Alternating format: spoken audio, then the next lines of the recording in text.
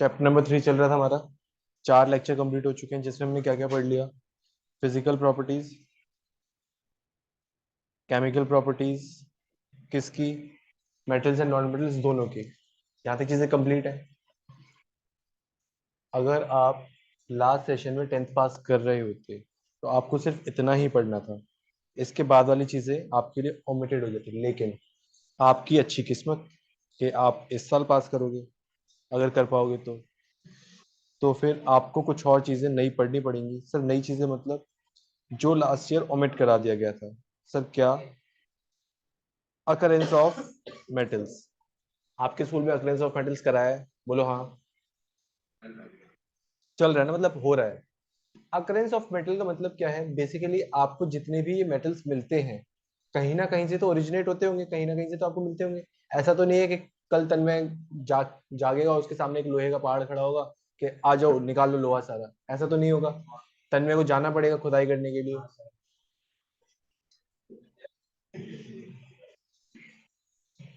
Occurrence of metal में वही सारी चीजें हैं कि आप कहाँ से किस तरीके से एक्सट्रैक्ट करते हो। आपने ज्योग्राफी में चीजें पढ़ी होंगी, आपने ओर्स वगैरह पढ़े होंगे, बॉक्साइट और ये वो फलाना ढिमकाना। आपने ये सारी चीजें बहुत सारी पढ़ी हैं। अब उसी को साइंस में किस तरीके से यूटिलाइज करना है, साइंस में किस तरीके से अकरेंस ऑफ मेटल आता है, वो चीजें देखिए। साइंस में बेसिकली है क्या, कौन से प्रोसेस आप लगाते हो मेटल एक्सट्रैक्ट करने के लिए। आप रोस्टिंग करते हो, आप कैटनेशन, सॉरी, आप रोस्टिंग करते हो, आप इलेक्ट्रोलाइसिस करते हो, ये सारी चीजें करते हो जिसकी वजह से आपका क्या होता है, मेटल्स एक्सट्रैक्ट आउट होते हैं। तो वो सारी चीजें आपको देखनी है। सर देखनी है मतलब पढ़नी है। सर ये देखना अकरेंस ऑफ मेटल में क्या लिखा हुआ है। किसकी इतनी गंदी राइटिंग है ये? मेरी राइटिंग तुमने देखी हुई है? क्या ये मेरी राइटिंग हो सकती है?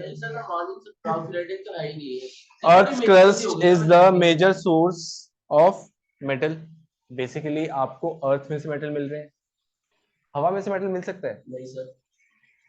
पानी में से मेटल्स निकालते हो आप? पानी में से मेटल्स एक्सट्रैक्ट आउट करते हो? वाटर में से मेटल निकालते हो? कौन से? आयंस मिलते हैं उसमें बहुत सारे, सोडियम आयन, पोटेशियम आयन। तो सोडियम पोटेशियम भी क्या है, मेटल ही है। तो वाटर से मिल रहा है। लेकिन मेजॉरिटी ऑफ आपको मेटल्स कहां से मिलते हैं, अर्थ की क्रस्ट में से। Most of the metals are quite reactive and hence they do not occur as free elements in nature. ज्यादातर मेटल्स क्या है, रिएक्टिव है। रिएक्टिव है तो किसी के भी साथ रिएक्ट कर जाएंगे। जैसे तन्मय को तुम किसी के भी साथ बिठा दो, नल्ले से नल्ला इंसान हो, चाहे वो केशव ही क्यों ना हो, वो बातें कर ही लेगा। रिएक्टिव है। तो रिएक्टिव मेटल्स अकेले तो नहीं मिल सकते। ये कभी भी अकेले मिलेगा? खुद ही डबल है, अकेला कहां से मिलेगा? Only a few less reactive metals like copper, silver, gold, platinum, जो लेस रिएक्टिव है वो अकेले मिल सकते हैं। जैसे अभिनव कम बात करता है, उसे तुम अकेला छोड़ भी दोगे।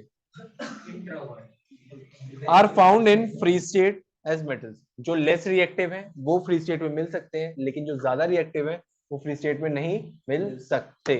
तो उनको निकालने के लिए आपको मेहनत करनी पड़ेगी। जैसे आप दोनों को चुप बैठाने के लिए मैंने मेहनत की, 15 दिन का टारगेट दिया मैंने आपको। Copper and silver metals occur in free state as well as in combined state. Sir ऐसा कैसे पॉसिबल है? कॉपर और सिल्वर फ्री स्टेट में भी है, कंबाइंड स्टेट में भी। वो ज्यादा रिएक्टिव नहीं है, वो लीस्ट रिएक्टिव भी नहीं है, लेकिन बीच में कहीं आते हैं। तो दोनों प्रॉपर्टी शो कर सकते हैं। जैसे संयम, अकेला बिठा दो अकेला बैठ भी जाएगा, अगर तन में आ गया फिर तो बात करनी पड़ेगी।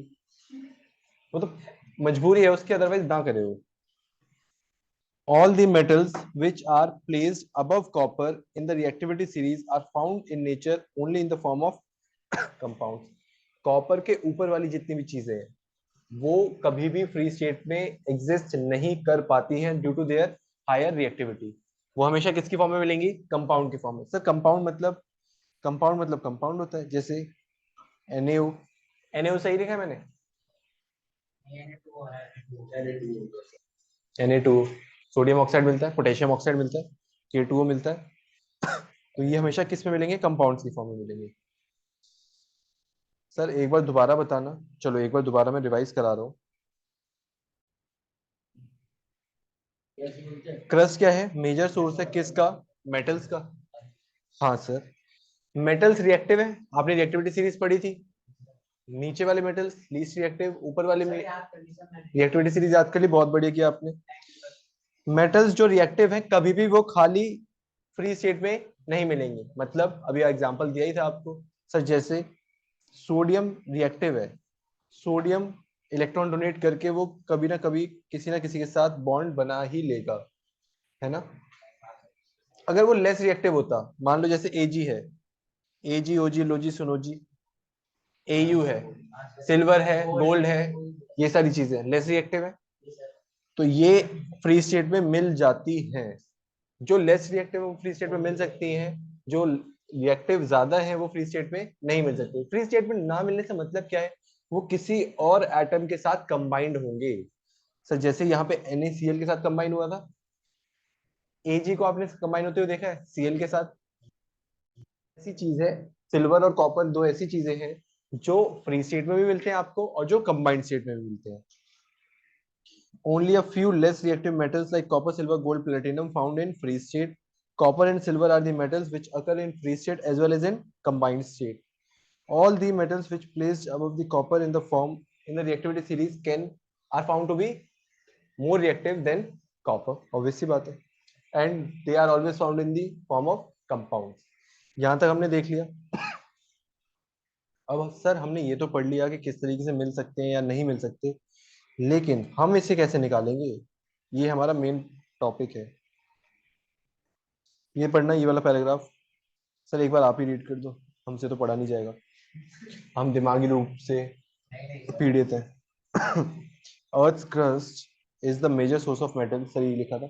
Sea water also contains some soluble salts such as sodium chloride, magnesium chloride, etc. The elements of or compounds which occur naturally in the Earth's crust are known as, ये लाइन नोटिंग में नहीं है, ये important है, mark कर लेना, 1 mark में आपसे पूछा जा सकता है MCQ में। जो मेटल्स आपको कहाँ मिलते हैं अर्थ क्रस्ट में, उन्हें आप क्या बोलते हो generally. At some places mineral contain a very high percentage of a particular metal and the metal can be profitably extracted from it. अब जैसे यहाँ पे क्लास में 40 बच्चे हैं, 40 में से 4 ना पढ़ने वाले हैं, तो बाकी कैसे हैं पढ़ने वाले, तो पढ़ने वालों की क्वांटिटी ज्यादा है, आपका रिजल्ट अच्छा आएगा, मतलब एज अ बैच अच्छा रिजल्ट आएगा। उल्टा कर दो, 40 बच्चे हैं, 36 पढ़ने वाले नहीं है, अब रिजल्ट क्या आएगा सर, जो इस बैच का आएगा, मतलब खराब। सेम चीज यहाँ पे, आपके पास कई सारी चीजें हैं, क्योंकि जब आप क्रस्ट से चीजें निकालोगे आपको जरूरी थोड़ी कि आयरन आयरन ही मिलेगा, कई सारी इंप्योरिटीज भी होंगी इसके साथ। अब जो आपको चीज मिली और मिला, या जो भी आपको कंपाउंड मिला है, अब उसमें आप चेक करोगे क्या इसमें से कोई मेटल निकालना प्रॉफिटेबल है भी या नहीं। मान लो आपने निकालने में खर्चा कर दिया 10 रुपए का, और आपको जो वैल्यू मिली है वो मिली है सिर्फ 2 रुपए की, क्या ये अच्छा सौदा है। ऑब्वियसली बात नहीं, तो आप उसमें इन्वेस्ट नहीं करोगे, तो वो आप इकोनॉमिकली भी सोचते हो।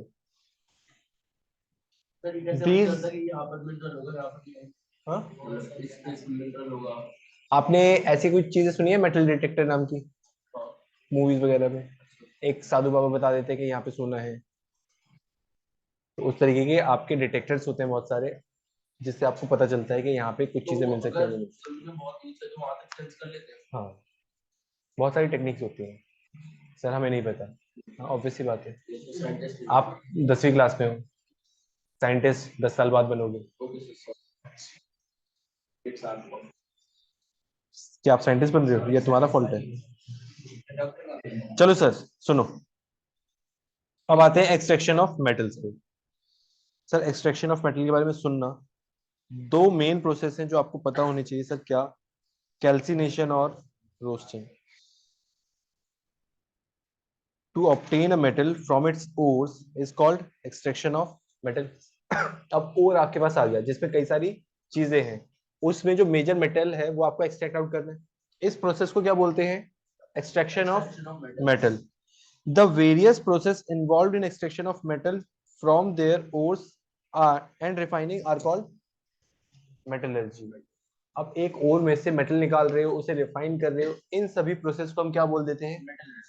जिन बच्चों ने आगे चल के साइंस लेनी है उन्हें केमिस्ट्री में एक सेपरेट चैप्टर इस पे पढ़ना पड़ेगा, मेटलर्जी पे।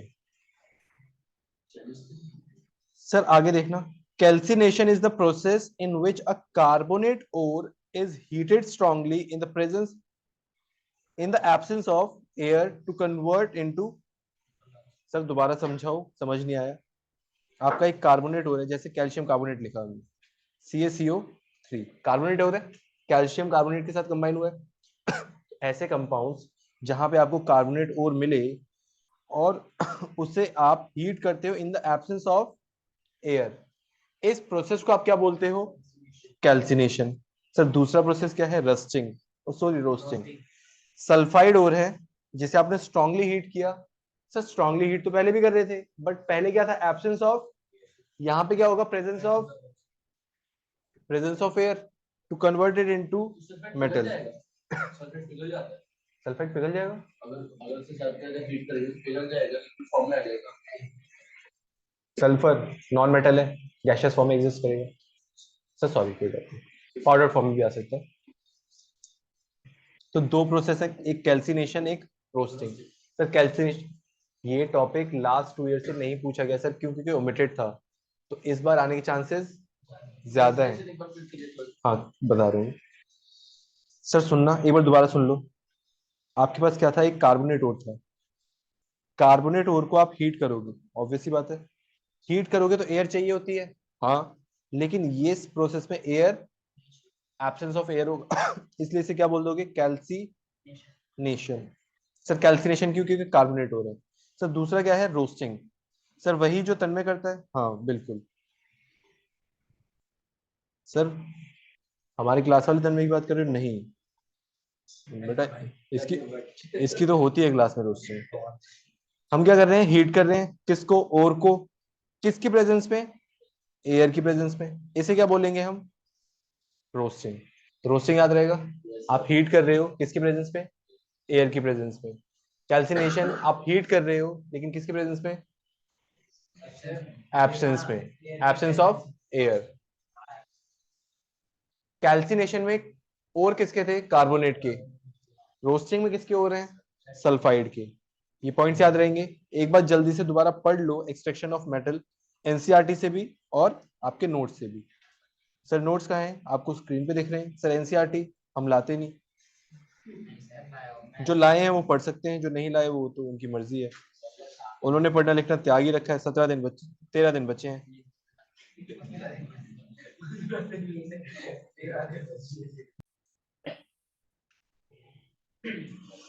सर सुनना जरा, ये देखो। सर हुआ क्या? आपको ओर्स मिले, हाँ, उसमें कंसंट्रेशन होगी किस चीज की? ऑब्वियसली किसी मेटल की होगी। Concentrated ore of highly reactive metal. Highly reactive metal है मतलब कॉपर से ऊपर वाले मेटल होंगे। Concentrated ore of less reactive metal. Concentrated ore of moderately reactive metal. जो हाईली रिएक्टिव है,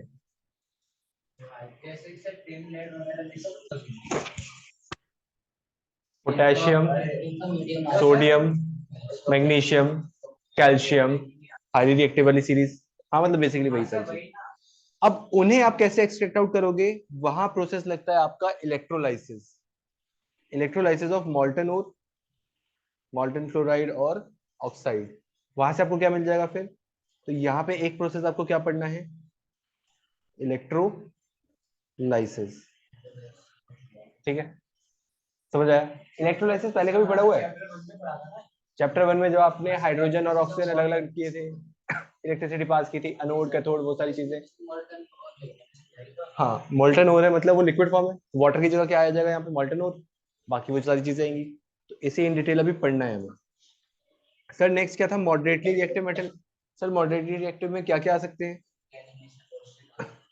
कार्बोनेट और हो सकते हैं, या फिर कार्बोनेट और है तो फिर क्या प्रोसेस लगेगा? और सल्फाइड और है तो क्या लगेगा? क्या मिल जाएगा आपको? Metal oxide. मेटल ऑक्साइड को रिड्यूस करोगे। सर रिड्यूस क्यों करेंगे? ऑक्सीजन अलग करोगे उसमें से, हाँ, ऑक्सीजन अलग करना मतलब रिडक्शन है, पढ़ा था ऑक्सीडेशन रिडक्शन में। तो रिडक्शन विद कार्बन और इम्प्योर मेटल मिल गया, फिर उसकी क्या कर दोगे, आपको क्या मिल जाएगा, प्योर मेटल। सर ये सारे प्रोसेस करते कैसे हैं, जितनी चीजें रेलेवेंट होंगी वो चीजें पढ़ाई जाएंगी, क्योंकि बहुत कॉम्प्लेक्स प्रोसेस है ये। रिफाइनिंग, नहीं नहीं नहीं, लेस रिएक्टिव में क्या मिलेगा आपको, सल्फाइड और, सल्फाइड और के साथ क्या करते हैं हम, इम्प्योर मेटल मिल गया, उसे क्या मिल करा, फिर रिफाइन करके क्या मिल जाएगा, प्योर मेटल। सर यहां तक समझ आया, अब पढ़ते हैं इसे।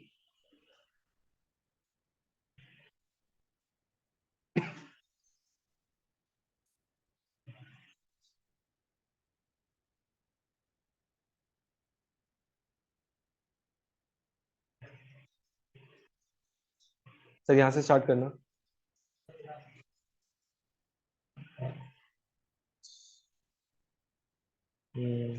Some metals are found in earth's crust in free state, some are found in the form of their compounds, ये चीजें हमने पढ़ी थी अभी। The metals at the bottom of the activity series, sir activity का मतलब जो आपकी रिएक्टिविटी सीरीज है भाई, लीस्ट एक्टिव होते हैं, they are often found in free state, example ये सारी चीजें थी, कॉपर सिल्वर कंबाइंड स्टेट में मिलते हैं, फ्री स्टेट में भी और कंपाउंड स्टेट में भी। सर ये सारी वही चीजें लिखी हुई हैं, एज सच कुछ नया नहीं मिलेगा इसमें, आपको पढ़ना है तो पढ़ सकते हो। The metals at the top of the activity series sodium potassium calcium magnesium aluminium are so reactive that they are never found in nature as a free state. बाकी सब बेकार की चीजें मैं नहीं पढ़ रहा, तुम खुद पढ़ लेना। Thus, on the basis of reactivity, we can group the metals into following three categories. या तो वो लो रिएक्टिविटी वाले होंगे, या फिर वो मीडियम रिएक्टिविटी वाले होंगे, या फिर वो हाई रिएक्टिविटी वाले होंगे। तीनों को किस तरीके से एक्सट्रैक्ट आउट करना है वो हमने देख लिया। सर ये वाला प्रोसेस जो था आपका फ्लो चार्ट, अब देखो, ores mined from the earth are usually contained with large amount of impurities such as soil, sand, etc. अब आपके अर्थ में जाके माइनिंग करोगे तो वहां पे कई सारी इंप्योरिटीज आ सकती हैं, गैशियस फॉर्म में आ सकती हैं, सॉलिड फॉर्म में आ सकती हैं, लिक्विड फॉर्म में आ सकती हैं। अब इस चीज को हम क्या बोलते हैं, gauge. ores mined from the earth are usually contaminated with large amounts of impurities such as soil, sand, etc., which is termed as gauge. The impurities must be removed from the ore prior to the extraction of the metal. ore है, ore में कई सारी external impurities हैं, पहले आप उसे तो साफ करोगे। जैसे तन्मय को अगर सुधारना हो, पहले तो उसे नहलाया ही जाएगा, गंदा आदमी 4 दिन से नहाता नहीं है। The process of the process used for removing the gauge from the ore are based on the differences between their physical or chemical properties of the gauge and the ore. Different separation techniques are accordingly employed. Separation techniques अलग अलग मिलेंगी आपको। Sir देखना, सबसे पहले लो reactivity series के elements है। लो reactivity में कौन कौन आता है, सिल्वर, गोल्ड, प्लैटिनम, ये सारी चीजें आती हैं। metals low in reactivity series are very unreactive. The oxides of these metals can be reduced to metal by heating alone. अभी आपने देखा था लेस रिएक्टिव वाले में जनरली क्या मिल रहा था आपको, सल्फाइड और, सल्फाइड और को आप हीट कर रहे थे इन the presence of air, air और ऑक्सीजन एक ही बात। फिर उस प्रोसेस को आपने क्या बोला था, रोस्टिंग। एग्जांपल क्या है, cinnabar HgS is an ore of mercury. Sir ये इंपॉर्टेंट है, हाँ। Cinnabar HgS is an ore of mercury. When it is heated in air, it is first converted into mercuric oxide. Mercuric oxide is then reduced to mercury on further heating.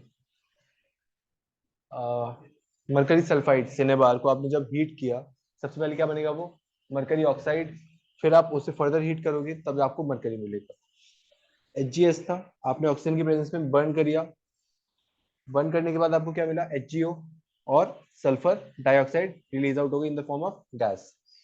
फिर आपने HgO को और heat किया, आपको क्या मिल गया, Hg और O2 अलग निकल गया। Similarly copper which is found is copper sulphide, same आप यही प्रोसेस करोगे, कॉपर सल्फाइड को हीट करोगे इन the presence of oxygen, copper oxide मिलेगा।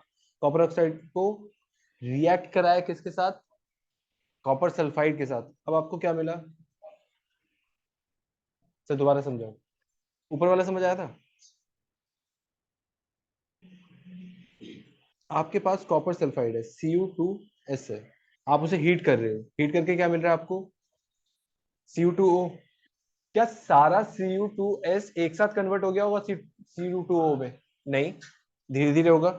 तो इसके साथ साथ और क्या चल रहा होगा, Cu2, इन दोनों के कॉम्बिनेशन के बाद फाइनली आपको मिलता क्या है, Cu और SO2। आपको Cu मिल गया अलग से।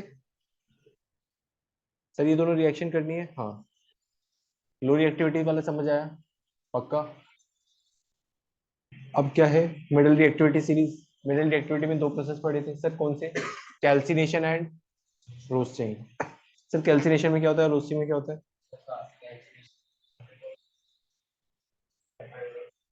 बिल्कुल सही। पढ़ना। The metals in the middle of the activity series, such as iron, zinc, lead, copper, are moderately reactive. These are usually present in the sulfide or carbonate ore. It is easier to obtain a metal from its oxide as compared to sulfide and oxide में से remove करना easy है compared to sulfide and carbonate ores। Sir क्यों, क्योंकि sulphide और carbonate ores के आने के बाद आपको एक प्रोसेस और लगानी पड़ेगी ताकि वहां से सल्फर और कार्बोनेट ओर को हटाया जा सके। Therefore, prior to reduction, the metal sulfides and carbonate must be converted into metal oxides, क्योंकि metal oxides का reduction करोगे। Sulfide ore are converted into oxide by heating strongly in the presence of air. This process is known as roasting. And carbonate ore are changed into oxide by heating strongly in limited air. Limited air को generally क्या लिखा जाता है, absence of। तो अगर आपको limited air मिले या absence of air मिले, दोनों में ही आंसर क्या हो जाएगा आपका, calcination। The chemical reaction that takes place during roasting and calcination of zinc ores can be shown in follows। roasting के टाइम पे क्या होगा, जिंक सल्फाइड है, आप हीट कर रहे हो इन द प्रेजेंस ऑफ ऑक्सीजन, आपको क्या मिल जाएगा, जिंक ऑक्साइड। ऑक्साइड ही लाना था, उसके बाद आप रिड्यूस कर लोगे, मेटल मिल जाएगा। जिंक कार्बोनेट है, आप हीट कर रहे हो, ऑक्सीजन नहीं है यहाँ पे, इन द एब्सेंस ऑफ ऑक्सीजन है, तो जिंक ऑक्साइड मिला और आपको क्या मिल गया। इन दोनों को आपकी इन दोनों की आपको कोई जरूरत नहीं है, तो ये आपके लिए क्या है, बाय प्रोडक्ट, इन्हें आप निकल जाने देते हो। सर ऐसा होता नहीं है, बेसिकली जितनी भी चीजें आपको मिल रही होती है ना, आप हर एक से प्रॉफिट निकालने की सोचते हो, तो ये भी प्रॉफिटेबल है आपके लिए। कार्बन डाइऑक्साइड को आप स्टोर कर लेते हो, वहां से कार्बन अलग निकाल दोगे, ऑक्सीजन अलग निकाल दो, अगर वो प्रॉफिटेबल है, इकोनॉमिकल है तो। गेनी की तनमे की तरह are then reduced to corresponding metals by using suitable reducing agents such as carbon। अब जो आपका मेटल ऑक्साइड मिला है, आप उसे क्या करना चाहते हो, रिड्यूस करना चाहते हो, रिड्यूस करके आपको क्या मिलेगा, प्योर मेटल। तो उसमें से ऑक्सीजन हटानी पड़ेगी। ऑक्सीजन किसकी हेल्प से हटा रहे हो आप, कार्बन की हेल्प से। सर कैसे, ये देखो, आपने जिंक ऑक्साइड के साथ कार्बन रखा, कार्बन ऑक्सीजन के साथ रिएक्ट करके निकल जाएगा, कार्बन कार्बन मोनोऑक्साइड बना दी, जिंक मेटल आपको मिल गया। ठीक है, समझ आया। सर फिर से बताना, आपके पास कार्बोनेट और थे, आपके पास सल्फाइड और थे, आपने सबसे पहले किया या तो कैल्सिनेशन या फिर रोस्टिंग। आपको क्या मिल जाएगा, मेटल ऑक्साइड। मेटल ऑक्साइड को क्या करोगे, ऑक्सीडाइज करोगे या रिड्यूस करोगे, सर रिड्यूस करेंगे। ऑक्सीजन हटा दोगे, ऑक्सीजन हटा दोगे तो क्या मिलेगा आपको, सिर्फ metal. You are already familiar with the process of oxidation and reduction. ये सारी बेकार की चीजें हैं, हमने पहले ही पढ़ ली हैं। डिसाइड यूजिंग कार्बन, ये चीज पढ़, decide using carbon coke to reduce metal oxide to metals. Sometime displacement reaction can also be. अगर आप कार्बन यूज नहीं करना चाहते हो, आप रिडक्शन नहीं करना चाहते हो, आप क्या कर दोगे, डिस्प्लेसमेंट रिएक्शन। सर डिस्प्लेसमेंट कैसे, highly reactive metals such as sodium, calcium, aluminum, etc. are used as reducing agents because they can displace metal of lower reactivity from their compounds. For example, when manganese dioxide is heated with aluminum powder, the following reaction can take place। Manganese oxide था, आपने किसके साथ react किया, aluminium के साथ, क्या मिल गया आपको, मैंगनीज अलग मिल गया, एल्यूमिनियम ऑक्साइड मिल गया, और heat energy, heat energy release हुई है। इसका मतलब रिएक्शन कैसा है, एक्सोथर्मिक। ये चीजें आपको याद आनी चाहिए, पढ़ इसलिए नहीं रहे हो ताकि आगे चल के भूल जाओ। सर कब तक याद रखनी है? कम से कम बोर्ड तक तो याद रख ही लो। नहीं, मार्च तक, मार्च तक। फेब से स्टार्ट हो जाएंगे लेकिन एंड तो मार्च में होंगे ना। पता चला फेब तक याद है, मार्च में पेपर है साइंस का, भूल गए। अगली रिएक्शन मोस्ट इंपॉर्टेंट है, यहां से क्वेश्चन आने के चांसेस उतने ही हैं जितना आपके पास होने के। These displacement reactions are highly exothermic। ये जो डिस्प्लेसमेंट रिएक्शंस होती हैं एक्सोथर्मिक होती हैं, हमने ऊपर देख ही लिया था अभी। The amount of heat evolved is so large that the metal are produced in molten state.